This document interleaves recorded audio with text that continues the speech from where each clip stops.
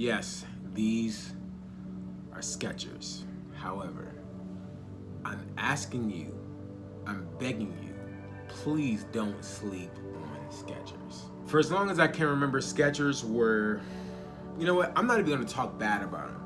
They just weren't, put it like this is my first pair of Skechers, okay? And for good reason. Yeah, just nah, you know? But these Skechers right here, the Go Run Ultra R2s, these are amazing. I did my long run in these this week. I actually had a pretty crazy week, to be honest with you. So this week had some scheduling things, some scheduling issues I had to work out. And I know that during this training plan, there's gonna be times where I have to move some things around.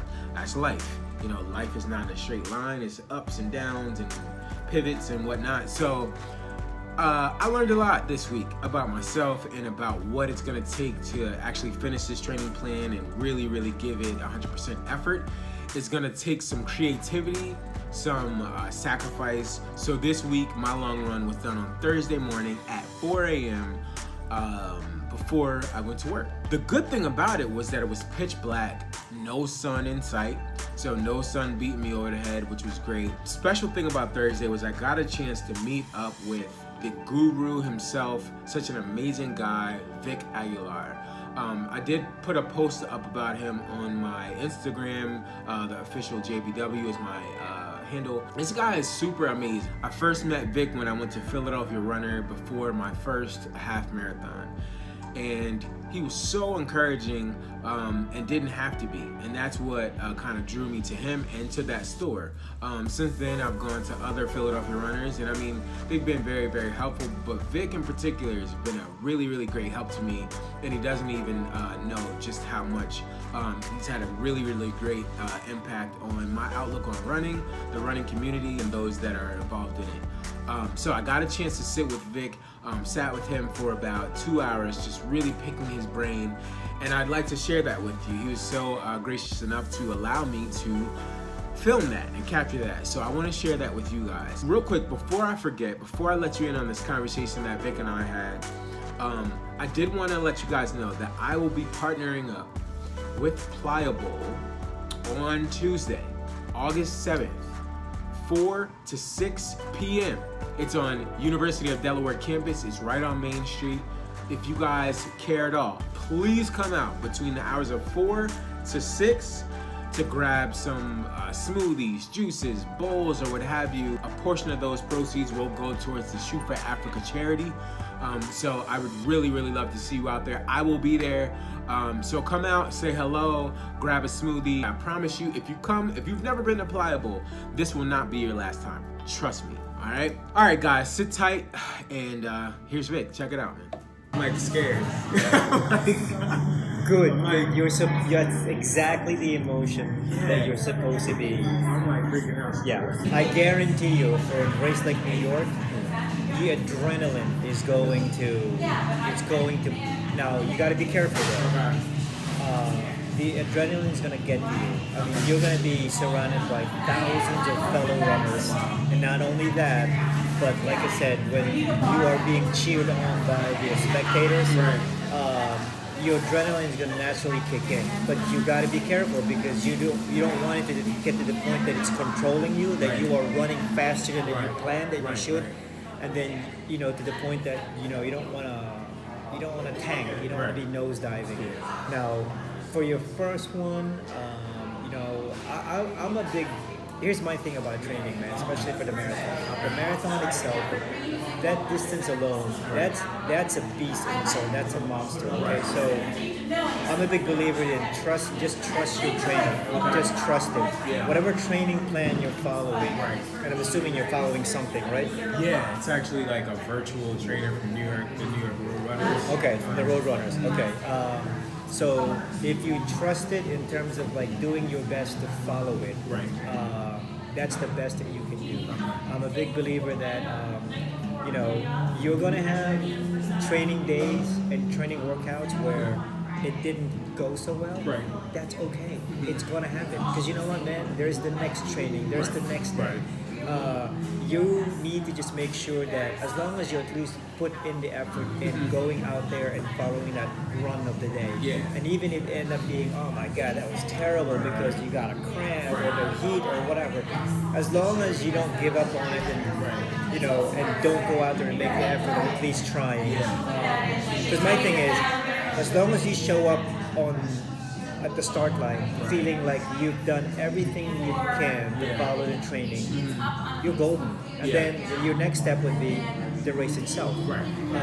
But if you approach this training and there are days that you miss just because you didn't feel like running, then I guarantee you on race day you'll be like, I don't think I trained enough. You're absolutely right. So then you're beating yourself up mentally and physically, and you know. So as long as you trust it, even if you go through the bad days of training, which I guarantee you will, it's absolutely okay. You really just wanna enjoy it. You know that the struggle is going to come. It's gonna hit you. I also believe that if you trust that training, you can comfortably, not easy, but you can comfortably get yourself from 0 to 20 miles in a pretty comfortable pace. To me, the marathon doesn't start until that last 10K. That last 10K, it's going to try to rip you, man. Right into your core. So the biggest thing is, man, I'm not trying to tell you what to do, but I'm telling you, like, you really need to control your emotions because it's going to get to you because, like I said, New York is going to just all that energy. You're gonna, next thing you know, if you're at mile 12 and you're kicking like a 7:45 pace, you really need to, oh my God, I got to slow it down. And then it's okay because you want to save it for that last 10K. Some people will actually save it for the last 5K. But it's not an easy thing to do, especially you're gonna get caught up in all the frenzy. But mile 0 to 20 is get yourself there in a nice, comfortable pace, and then you wanna finish strong, and by having just enough to kick up the pace just a little bit, even if it's 30-45 seconds faster for the last 10K. And then if you do that, if you stick to that, you'll be fine. You said just when I first came in, you said you're scared. That is absolutely the emotion. It's just one of the emotions you won't experience because it's really the unknown for you right now. You know, you don't know how your body. Why do you think a lot of people, as much as they want to think about doing the marathon, don't commit because they're scared of what they're gonna. But you know what, man? I mean, you've got enough discipline in you. To just, like I said, just keep up with your training, and then you know, like, you being scared about it is absolutely the normal thing because you don't know, like, you know, but try not to think ahead. Try not to think about, oh my God, what if I start like you know, like just crashing at mile 23. You know, before you even start thinking about that, just take it one day at a time. One training day at a time. Mile 20 is going to be the real test because what's going to happen, the real test will be actually the day after. Even so the next day, depending on how your body reacts and recovers from that long run, that's really going to tell you that your body is built for the marathon. If for some reason you come out of that 20 and you're like completely like destroyed, which is not going to happen to you, but some people, it will happen to them, and then people need to accept sometimes that maybe as much as you have the determination, maybe your body is not built for the marathon. Not everybody is. So that will be the real test. Especially not even if you complete the 20 miler, which you will. It depends on how your body reacts the next day. So how do you recover? Like you personally, like, I mean, what do you do to recover? So there's an unwritten rule out there in terms of like running, especially running big, not just working out, specifically running. For every hour that you run, it's 1 day's rest. So let's say that 20 takes you, I don't know, for the sake of argument, takes you 3 hours. Okay? So you want to at least rest 3 days before you do anything. When you run for that long, you don't feel it, but you're tearing up so much muscle fibers. And then that's why that rest is important because that's when they'll recover. Okay? And then liquid, drink plenty of water, and then at the same time, you need some protein back in you. So if you do protein shakes, if you eat fish, it's a good way. So your nutrition is very important. I do a vegan diet. Really? Yeah. How opinion? So, vegan for about 2 years and about vegetarian for about 4 years. As a matter of fact, this shirt has a significant uh, something behind it because it was about 2 months before. So I was never really a big like meat eater to begin with, just for my own reasons. And then I remember about 2 months before the 2014 Chicago Marathon, I decided. I don't know why I decided then, but I decided to go vegetarian. And I remember saying, "Man, I don't know if this is the right decision. Why don't I just wait until after the marathon?" But I already committed to it, and then when I did Chicago, and I didn't have any meat for like 2 months before, it ended up being one of my best marathons. Really? Yeah, in terms of like my time and how I felt. Okay. More importantly, how I felt. So that told me I can do this. The thing about the first marathon, man, it's really a test. It's a test because you're about to put your mind and your body and your spirit into something that you've never ever done before. So it's gonna be scary. It's gonna be uncomfortable. It's gonna be painful. But that's what the marathon is. But as long as you survive it, and you will, and as long as you finish it feeling like, wow, I just did something pretty incredible, and you will. What you don't want is you don't want to cross the finish line and be like, oh my God, I hated that. I'm never gonna do it again. You want it to be like a week later, be like, man, what's gonna be my next one?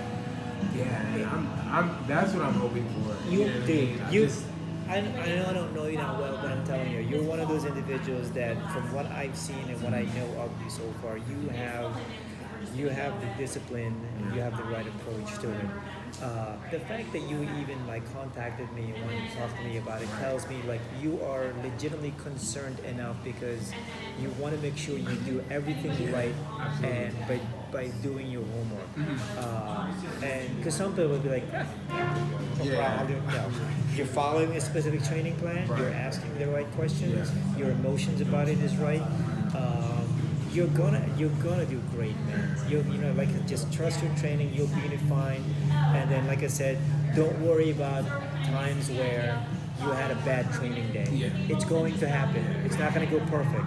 But the one thing you don't want to do is be like, if there's no reason for you not to get out there and at least lace up and go, you gotta do it. Stay committed to it. Stay invested. And you'll be fine. But if you let that snooze button beat you, and then later on be like, I should have ran, then your approach is all wrong. Every time you're pushing yourself to do training and do like marathons, all you're doing is you're making a better version of yourself, and that's exactly what you want. But if your attitude is because you want to take people down, you know what I mean? So especially the marathon, it is an animal that is going to try to eat you alive. But if you just trust your training, and they keep saying that is the most important thing. And the fact that you tell me you get up at 4:30 in the morning and put the time, that's the right way to do it. You just gotta continue doing it. There's gonna be times that you don't want to roll out of bed, but force yourself to do it. Because at the end of the day, like I said, when race day comes, you want to be 100% ready. And then whatever happens during the marathon, you can't control that. You can't worry about it now. You're right. You know what I mean? It's like, but if you just continue with it and keep it up, you'll be fine. But yeah, I never take it for granted. Like I said, for me, it's always just about you just feel you feel better about yourself. It's never about like looking better, because a lot of people, that's their main motivation about working out. But to me, that's secondary. That's going to happen anyway, because your body's going to transform. Absolutely. I mean, but primary to me is I want to feel good. I want to feel strong, like cardio-wise, mentally, and plus, I'm telling you, like the level of feeling of elation you're going to feel when you cross that damn finish line and they give you that medal, it's like boom. Nobody can take this away from you. I just did something pretty phenomenal, and you are going to be naturally high like weeks after. thanks so much, Vic, man. I really, really appreciate you for taking the time out to talk to me and let me pick your brain. So I think in the first video that I ever put up here, I said I was scared, and I said I wasn't scared, and I said I was scared, and I said I wasn't scared. I am shook, okay? I am scared, okay? I think that's the emotion I'm feeling right now, and that is fueling me to stay on point, stay on task, stay on top of the running plan, and really go at this 100%, give it 100%. So thank you so much, Vic. I really look forward to sharing my results with you and to building with you in the future. So props to you, man. Thank you so much, because you're touching a lot of people, and I can tell that you've touched more than just myself. And the information that you gave me was invaluable, so I really appreciate that. Before I go, guys, I won't hold you any longer than I already have, but I do want to mention the fact that we've got some more donations. So I want to take this time out to thank Dan Guest. I really appreciate your donation, and I think those at the Shoot for Africa charity will also. Last but certainly not least, Vernell Duder-Mincy, thank you so much, man. You've been a great inspiration to me and to so many other people. I cannot say that I would be doing this if it wasn't for you, man. I appreciate you. I love you. All right, you guys, it's been real. I'm out.